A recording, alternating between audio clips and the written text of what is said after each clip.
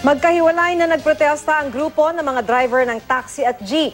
Hiling ng mga taxi driver, ibalik sa 40 pesos ang flag down rate. Ang mga tsuper naman ng jeep gustong pigilan ang pag-phase out sa mga lumang jeepney.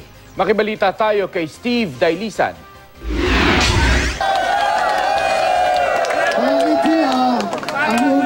Ibalik sa dating 40 pesos ang flag down rate sa taxi. Ito ang panawagan ng mga taxi driver na nagkilos protesta sa harap ng tanggapan ng LTFRB sa East Avenue, Quezon City. Ngayong araw kasi ang simula ng recalibration sa kanilang mga metro alinsunod sa utos ng LTFRB na nagbababa sa flag down rate sa 30 pesos. Ayon sa Stop and Go Transport Coalition, hindi pa nare-resolba ang inihain nilang motion for reconsideration para rito, kaya hindi pa raw dapat ipatupad ang kautusan.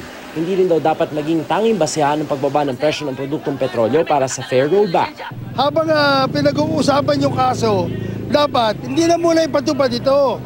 Nakakawa yung mga driver. Hindi naman bumababa bilihin natin.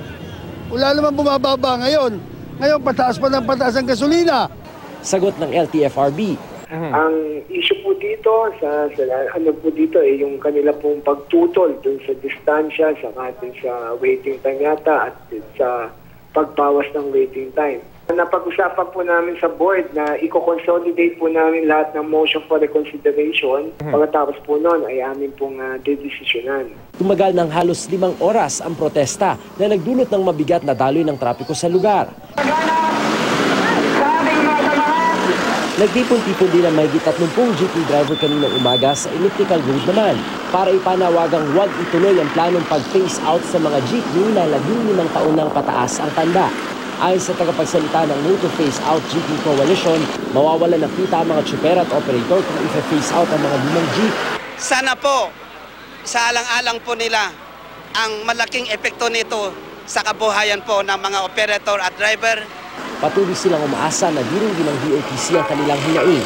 Wala pang bagong pahayag ang LTFRB at DOTC kaugnay nito.